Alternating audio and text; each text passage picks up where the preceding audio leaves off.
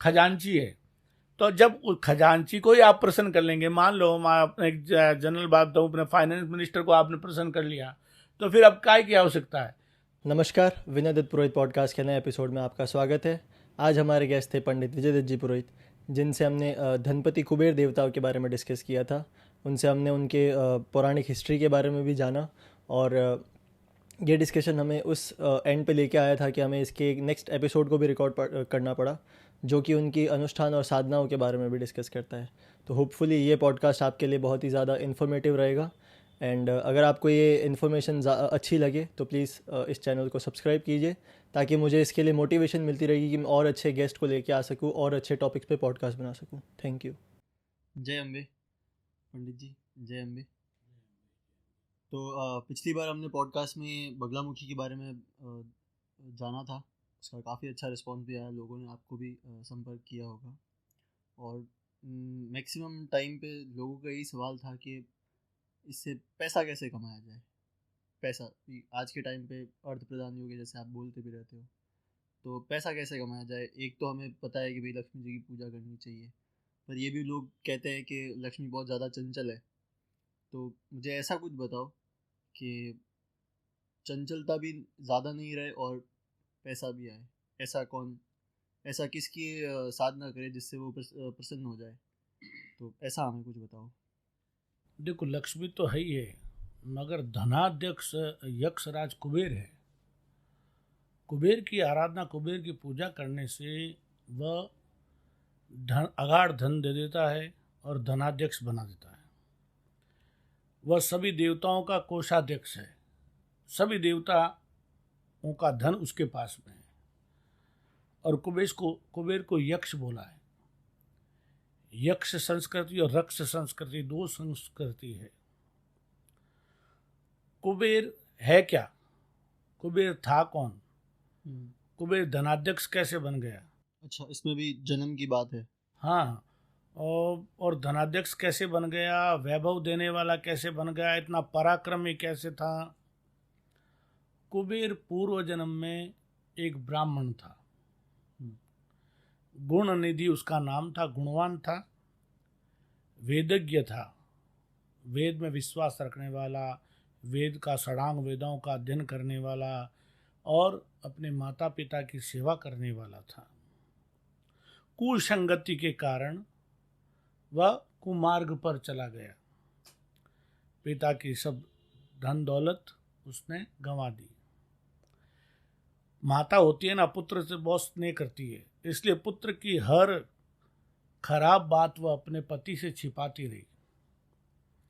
एक बार पिता को जब मालूम पड़ा कि मेरी संपत्ति क्षीण हो गई है और वह गुण निधि ने कर दिए, तो माता को थोड़ा कहा, तो माता ने बता दिया। तो पिता नाराज हो गया, क्रोधित हो गया और जोर से पुकारा, कहाँ पर है वो? अब उस दिन गुण निधि भयभीत हो गया पिता से और वह वन में चला गया। कहते हैं वन में चला गया, घनघोर वन में चला गया, जहाँ एक शिवालय था। उस दिन शिवरात्रि थी और लोग बाग शिव की पूजा कर रहे थे, शिव का अभिषेक कर रहे थे। 2 दिन से वह कुछ खाया पिया नहीं था, इसलिए गुण निधि ने सोचा कि शिवालय के अंदर जाके देखा तो सब शिव की आराधना कर रहे थे और बाद में नैवेद्य यानी कि प्रसाद भोग लगा रहे थे। जब गुण निधि ने वह प्रसाद देखा तो उसकी भूख और तीव्र हो गई और गुण निधि ने मन में विचार किया, आज यहीं पर रहकर ये सब पुजारी, ये सब भक्त सो जाएंगे तो ये जो भगवान को नैवेद्य प्रसाद भोग लगाया है वह लेकर मैं मेरी क्षुधा को शांत कर लूँगा। और ऐसा ही हुआ कि सभी शिव भक्त थे, जो नगर के बाहर था, नगर रक्षक सब थे, वो सो गए। अब गुण निधि ने रात को देखा, अब नैवेद्य एकत्रित करने के लिए प्रकाश तो था नहीं।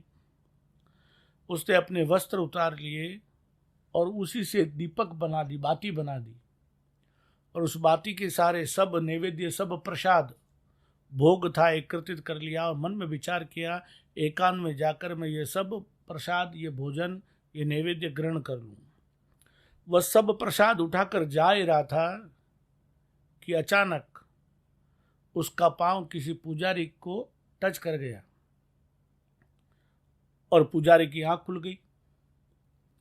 उसने चिल्लाया, चोर चोर चोर चोर। गुणनिधि वहां से वह नैवेद्य लेकर दौड़ रहा था।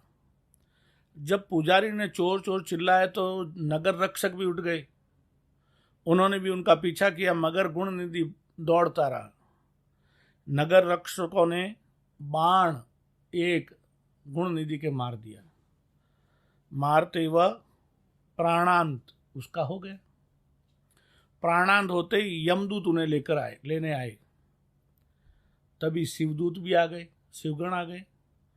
उन्होंने उसे कहा, इसे स्पर्श ना करो, क्योंकि इसने शिव जी का व्रत किया है, दीपदान किया है। क्योंकि जिस दिन शिवरात्रि थी उस दिन वह गुणनिधि कुछ भी खा नहीं सका, भूखा था, इसलिए व्रत हो गया। और रात को उसने अपने वस्त्र से बाती बना दी, जिससे दीपदान हो गया। इसलिए उसे शिवदूत ले गए कैलाश पर्वत पर,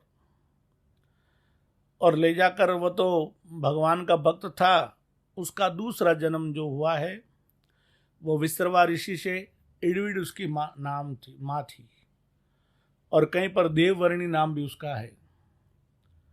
उसके यहाँ पर जन्म हुआ। विश्रवा ऋषि की 2 पत्नियां थी। एक से कुबेर यक्ष ने जन्म लिया, और एक से रावण, कुंभकर्ण और विभीषण ने जन्म लिया। अच्छा, कुबेर और रावण दोनों भाई है? भाई है, एक ही पिता के पुत्र हैं, 2 पत्नियां थी उनके।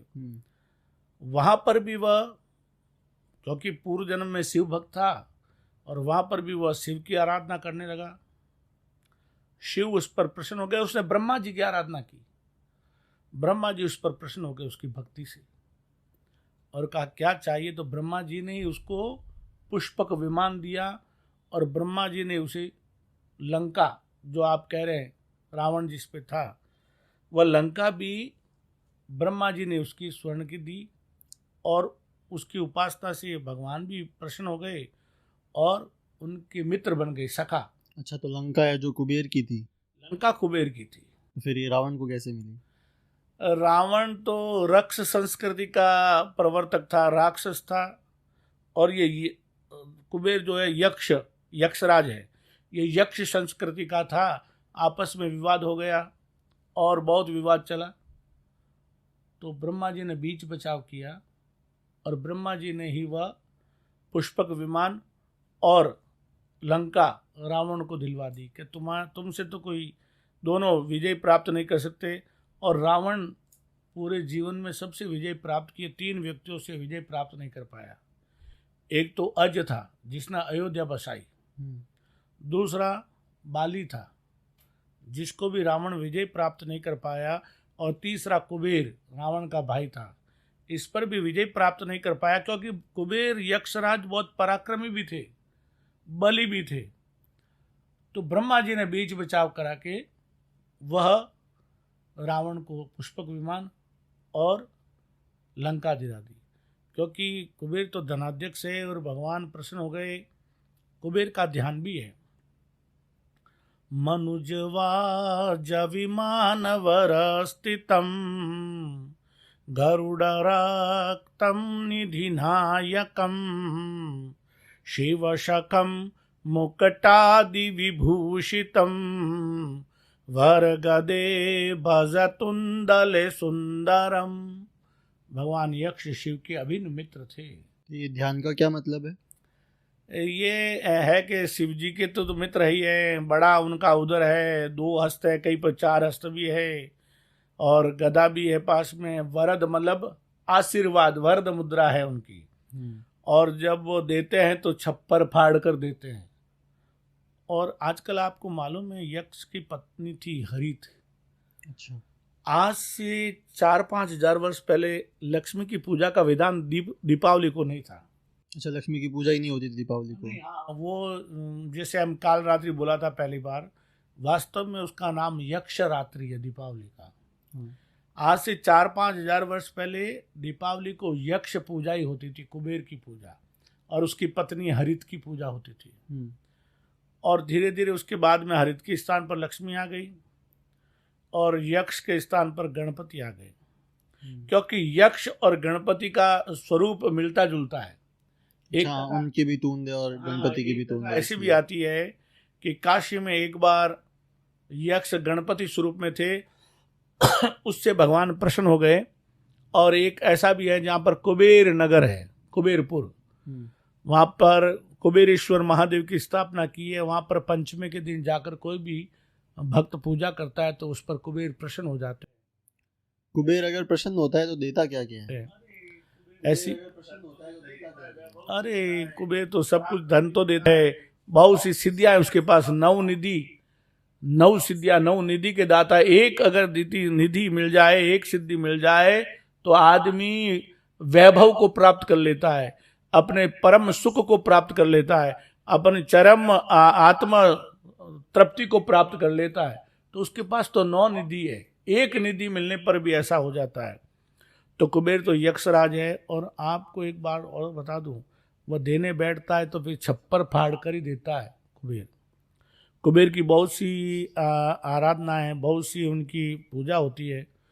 और हरित उनकी पत्नी का नाम है। धीरे धीरे वह हरित समाप्त हो गई, वहाँ पर लक्ष्मी आ गई और कुबेर के स्थान पर गणपति आ गए। मगर अगर धन चाहिए तो यक्ष रात्रि यानी कि दीपावली की रात्रि पर यक्षराज कुबेर की आराधना की जाए, पूजा की जाए तो अगाध धन देते हैं और वैभव भी देते हैं और निधि के दाता भी हैं। और कोई भी देवता की उपासना करो, धन देने वाला तो कुबेर ही है, क्योंकि देवताओं का धनाध्यक्ष है। और वैसे ब्रह्मा जी ने उसको, जब उससे प्रसन्न हो गए और ब्रह्मा जी के कहने से उसने पुष्पक विमान रावण को दे दिया और लंका रावण को दे दी, तो फिर उनके लिए अलकापुरी बसाई गई ब्रह्मा जी ने। और अलकापुरी किधर है? अलकापुरी मानसरोवर पर्वत के पास में, कैलाश पर्वत के पास में, बाईं ओर है, ऐसा है, कई दाईं ओर भी लिखा है। तो वो अलकापुरी ऐसी है कि और ब्रह्मा ने तो उसे दे दिया कि लोग 3 तो लोकपाल ही है, यम, वरुण और इंद्र। 4थे लोकपाल यक्षराज कुबेर है, ब्रह्मा जी ने दिया है। लोकपाल क्या होता है? लोकपाल पूरे लोकों के अधिपति। तो 3 तो थे, एक तो यमराज है, यम जी से बोलते हैं, दूसरा वरुण है, तीसरा इंद्र, देवताओं के राजा इंद्र, 4थे है यक्षराज कुबेर। ब्रह्मा जी ने अलकापुरी बसाई है और उसके बाद यह उनको एक वरदान दिया।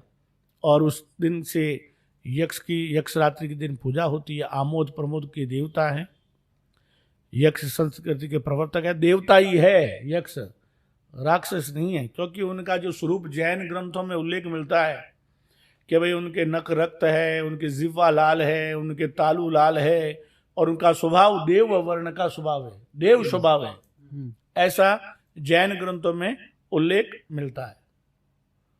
अच्छा, तो फिर यक्ष को ऐसे प्रसन्न कैसे करे कुबेर को? कुबेर के प्रसन्न के अनेकों उपाय है। और सीधा सा कुबेर के मंत्र है, एकाक्षरी मंत्र है, अष्टाक्षरी मंत्र है, द्वादशी मंत्र है, षोडश मंत्र है, बहुत से कुबेर की साधना है। और कुबेर का जो प्रचलन में मंत्र है वह यक्षाय कुबेराय वैश्वर्णाय धनधान्याधिपति धनधान्य समृद्धि मेदेहि दापय दापय स्वाहा। ऐसा ये मंत्र मुझे इसलिए याद है कि एक ऐसी सच्ची घटना, जब से मुझे कुबेर के बारे में वह घटना सुनी मेरे पिताजी के मुख से, और मेरा बचपन था, तो उस दिन से मुझे बहुत उसमें इंटरेस्ट आया। और मैं यक्ष क्या है, यक्ष की साधना, कुबेर की साधना कैसे की जाती है, यह मैं पिताजी से अक्सर बातें करता था। और उसी वक्त बचपन में ये ध्यान और ये मंत्र मुझे याद हो गया। घटना ऐसी है कि एक कोई ब्राह्मण था, वह पिताजी के पास आया, कुछ परिवार में समस्या थी, हो सकता है परिवार वालों ने उसे बाहर निकाल दिया होगा या हिस्सेदारी नहीं दी होगी। दोपहर का समय था, पिताजी भोजन कर रहे थे और वह ब्राह्मण आया और रोने लगा। पिताजी को ब्रह्मचारी जी कहते थे, अरे ब्रह्मचारी मेरे साथ ऐसी घटना हो गई, ऐसा कोई उपाय बताओ जो मुझे धन ही धन मिल जाए। तो पिताजी ने कहा, भाई लक्ष्मी का जप कर लो, लक्ष्मी सूक्त का पाठ कर लो। कहने शीघ्र अतिशीघ्र धन चाहिए और इतना धन वैभव चाहिए। तो उन्होंने फिर उनको यक्ष की साधना बतलाई। हमारा, मैं कहता हूँ, छोटा सा मंदिर है, उसमें यज्ञशाला है, यज्ञशाला के पीछे उस वक्त एक बड़ा सा बरगद का वृक्ष था, एक कदम का वृक्ष था और 2 बीलपत्र के बड़े बड़े पेड़ थे। तो पिताजी ने उनको कहा, ये मंत्र लो और निरंतर एक वक्त भोजन करो, और उस बगीचा जहाँ मैं बोलता हूँ यज्ञशाला के पास में, उस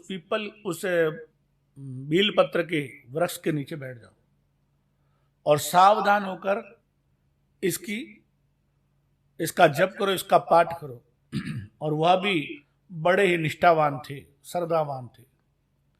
रोज सवेरे उठते और अपना जो नियम था उस नियम से यक्ष की पूजा करते, पाठ करते, जप करते, बैठ जाते। थोड़ा समय व्यतीत हुआ। एक बार ऐसा समय आया, दोपहर का समय था और वह ध्यानावस्था में थे। यकायक वहां पर एकदम से बिजली सा प्रकाश हुआ और इतना स्वर्ण सी आभा हुई, और वह जिनकी मैं बात कर रहा हूं, नाम बताना उचित नहीं है, वह घबरा गए। वह तुरंत वहीं पर माला छोड़कर, गौमुखी छोड़कर, पंचपात्र छोड़कर दौड़कर हमारे मंदिर के अंदर आए और आकर आवाज दी, ब्रह्मचारी ब्रह्मचारी, ये क्या हो गया, एकदम ऐसा प्रकाश हो गया है। तो पिताजी ने कहा, रे तो मैंने कहा ना सावधान रहना, वह तो आने से पहले ऐसी आभा होती है, ऐसा प्रकाश होता है, और तुम बीच में अनुष्ठान को छोड़कर आ गए।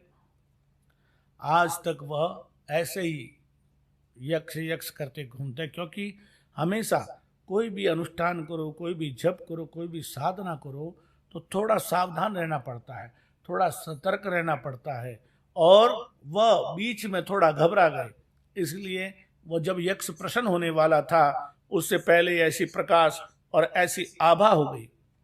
उस आभा से ही वह अपना जप ध्यान छोड़कर आ गए। इसलिए उस दिन से मुझे ये मालूम पड़ गया कि यक्ष शीघ्र अतिशीघ्र प्रसन्न हो जाता है।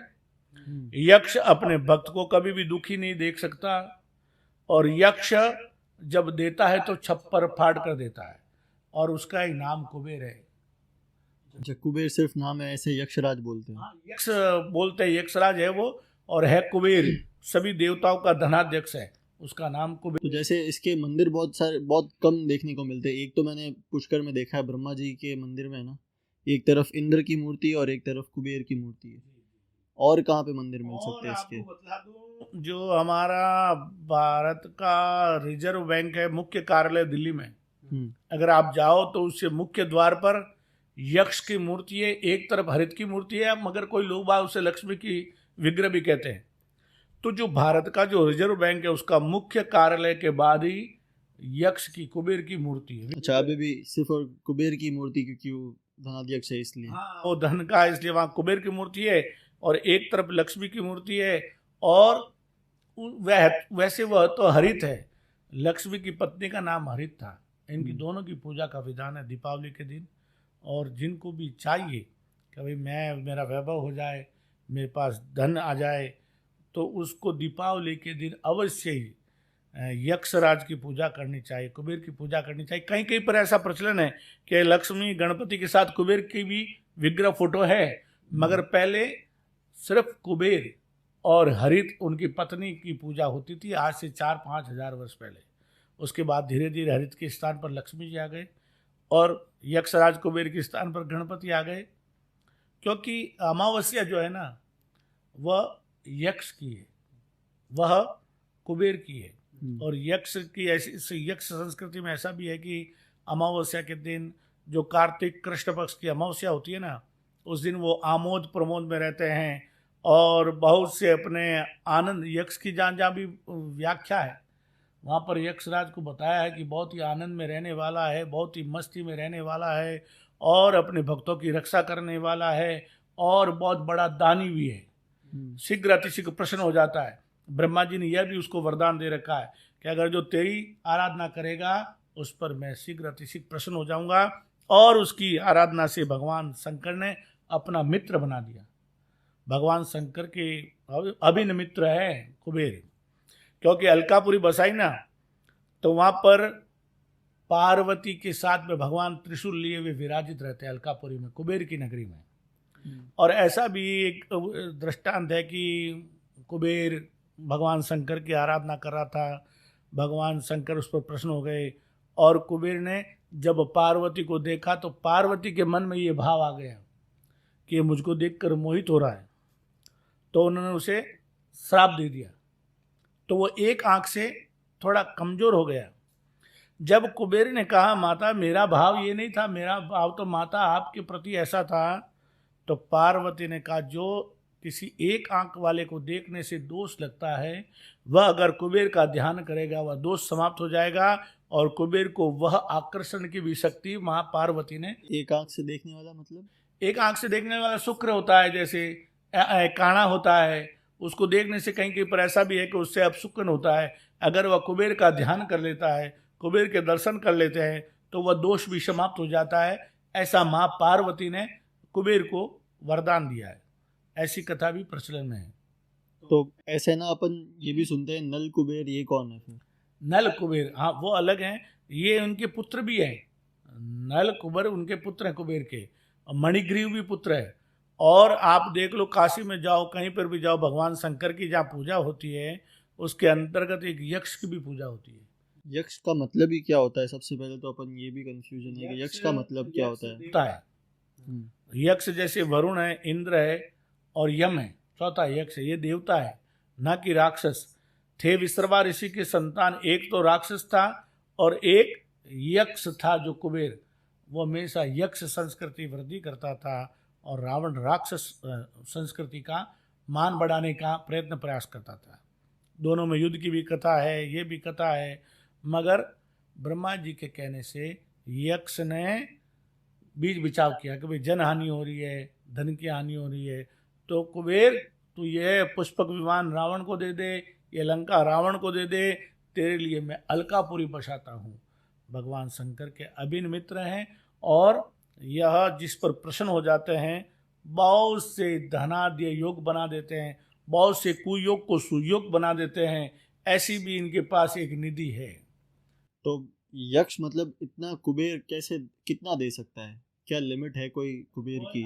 लिमिटेड देता है, क्योंकि जब देवताओं का भी धनाध्यक्ष है, देवताओं की उपासना करेंगे, देवताओं को किसी को देना है तो वह कुबेर के पास जाएंगे, खजांची है। तो जब उस खजांची को ही आप प्रसन्न कर लेंगे, मान लो मैं अपने एक जनरल बात बताऊँ, अपने फाइनेंस मिनिस्टर को आपने प्रसन्न कर लिया, तो फिर अब काय की आवश्यकता है? तो महादेव उनके सखा है, और आपने अगर यक्ष को प्रसन्न कर लिया तो फिर वो तो धनाध्यक्ष देवताओं का भी। अगर लक्ष्मी को आप प्रसन्न करें तो लक्ष्मी क्या कहेगी कि धन के मालिक के पास जाओगे, इसको दे दो। और अगर आप उस धन वाले को ही प्रसन्न कर लेंगे तो फिर आवश्यकता क्या है, वो तो धनाध्यक्ष है। और एक बतला दूं, अगर सावधान होकर, निष्ठावान होकर, सच्चे मन से अगर कुबेर की आराधना कर ली जाए और भगवान शंकर के नाम का दीप दान कर लिया जाए तो यक्षराज है। ये जब प्रश्न होता है तो छप्पर फाड़ के देते, कथा है ना, भगवान जब देता है तो छप्पर फाड़ के देते, वह देने वाले भगवान कुबेर है जिसे यक्ष कहते हैं। वह देते तो छप्पर फाड़ के देते हैं, और ऐसी बहुत सी कथाएं प्रचलन में हैं। और यक्ष के बारे में तो ज्ञान लोगों को कमी है। यक्ष के बारे में चर्चा करो तो बहुत से उनके अनुष्ठान अंतर्गत हैं, बहुत से ऐसे ऐसे काम में प्रयोग है जो अगर आप समय मिले तो यक्ष के नाम का दीपदान है, भगवान शंकर के साथ में यक्ष की पूजा करनी चाहिए, तो भगवान शंकर शीघ्र अतिशीघ्र प्रसन्न हो जाते हैं। अपने गणों में लिया यक्ष को भगवान शंकर ने, और उसे इतना मान और सम्मान दिया है कि कहा मेरा मित्र कोई है तो वह यक्ष है, भगवान शंकर ने कहा है। ठीक है, तो फिर ये पॉडकास्ट में अपन यक्ष तक ही रखते हैं। अगले पॉडकास्ट में इसके तंत्र के बारे में भी बात करेंगे, इसके जो भी अनुष्ठान अंतर्गत है, जैसे आप बोल रहे हो, अपन उसके बारे में भी बात करेंगे। हाँ, यक्ष के बहुत से अनुष्ठान हैं, बहुत से यंत्र हैं, बहुत सी साधनाएं हैं, इसके बारे में चर्चा करते हैं और अवश्य करेंगे। और आपने बहुत अच्छा विषय लिया, क्योंकि यक्ष के बारे में लोगों को ज़्यादा जानकारी में नहीं है। तो जबकि यक्ष तो वो चीज़ है कि एक बार और शीघ्र अतिशीघ्र प्रसन्न होने वाले हैं, शीघ्र अतिशीघ्र कलयुग में प्रसन्न होने वाले देवता हैं। और मैं तो कहूँ दीपावली के दिन आप अगर यक्षराज की पूजा करो, और ऐसी संस्कृति थी पहले, जैन ग्रंथों में उल्लेख है, हमारे पुराणों में उल्लेख है कि यक्ष रात्रि बोला है दीपावली को। आज से 4-5 हज़ार साल पहले मैंने बोला था, वैसे ही पहले यक्ष की पूजा होती थी और उसकी पत्नी हरित की पूजा होती थी। उसके बाद में धीरे धीरे लक्ष्मी ने ले लिया, फिर गणपति ने ले लिया, उस यक्ष राज को भूल गए। इसलिए आजकल वो क्रेडिट कार्ड वाला हो गया। अगर यक्ष को भी साथ में याद करेंगे तो ये लोन वाला विषय जो आजकल आ रहा है लोगों के लिए, भाई ऋण हो गया तो वो ऋण भी निकल जाएगा। ऋण रोगादि दारिद्र्यम, दारिद्र्य का योग भी समाप्त हो जाएगा।